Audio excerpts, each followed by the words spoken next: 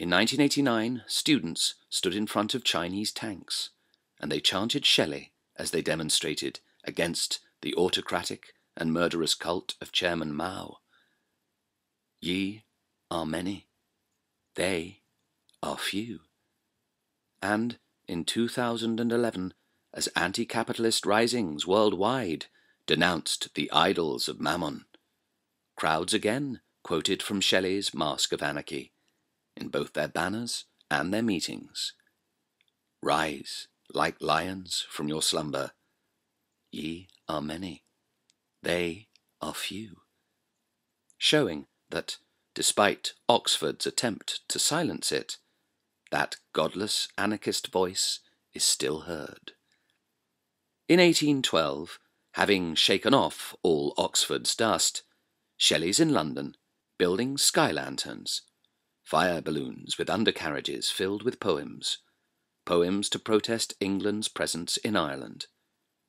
The King had given his son a party at Carlton House, the Prince Regent's Ball, which boasted follies such as fake streams encased in silver banks 200 feet long, the length of a banqueting table, and filled with goldfish costing £120,000, or the equivalent of £2 million.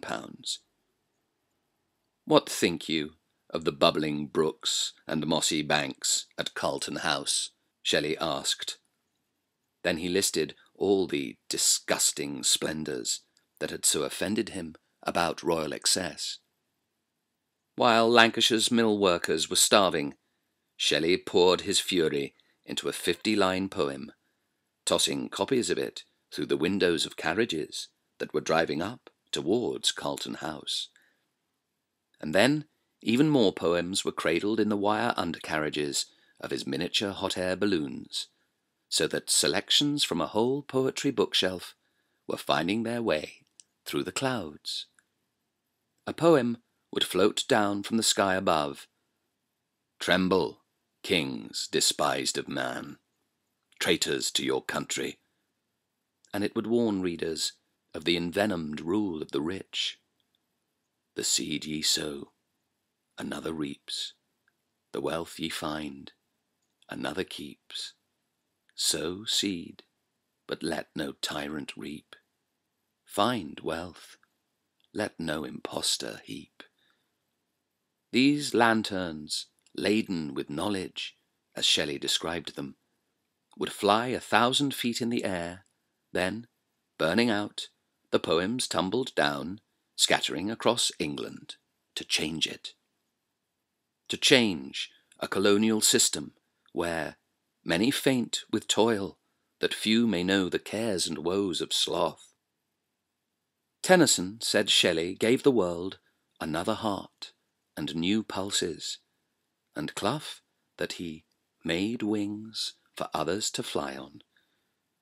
Karl Marx's daughter, Eleanor, remembered her father saying, "The real difference between Byron and Shelley is this.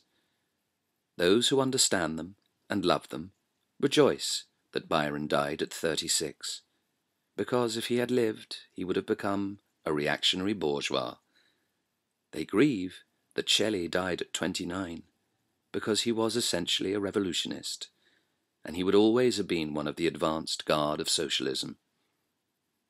Not forgetting that Shelley's defiance would also claim him for revolutionary anarchism, summed up by "no masters, no gods," or, as Shelley put it, "Kings, priests, and statesmen blast the human flower, even in its tender bud. Their influence darts like sudden poison through the bloodless veins of desolate society." The civil disobedience of Thoreau was fueled by Shelley, as was the pacifism of Gandhi, who would read Shelley to vast assemblies. The anarcho-punk band Chumbawamba sing this in their song, After Shelley. Anybody can press a button and blow a ship up. Anybody can use an atom bomb. Anybody can pick up a big whip and whip you. Anybody can stick a knife into you. Anybody can pull a trigger. But where's the man with the character that can take a punch on the nose and keep his temper and keep control of himself?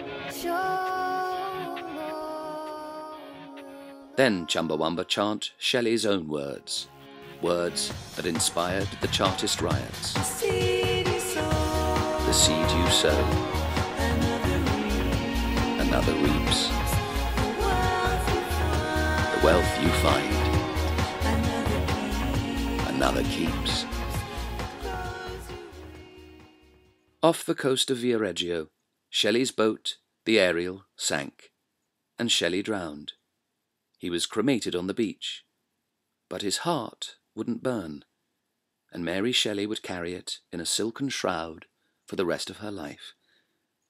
A heart that had said no will of God excuses the discrepancies between rich and poor, maintained by monarchy and by its gilded flies, and by standing armies serving the system, all of which Shelley thought could be turned upside down by poesy, by its inspiration and its sense, and by what smug Oxford claims to have traded in for centuries, the transformative power of the mind.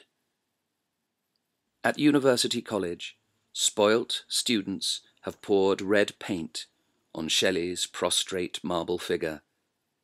Others have chipped off his genitalia as they rejoiced in a beery stupor. We've got Shelley's balls.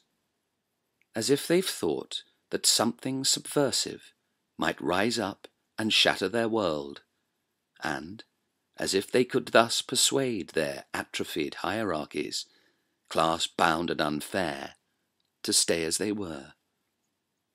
Deaf to a voice imploring the wind to scatter his words, like sparks on an unawakened earth, and to touch the world with living flame, and to trumpet a prophecy that would serve to quicken a new birth.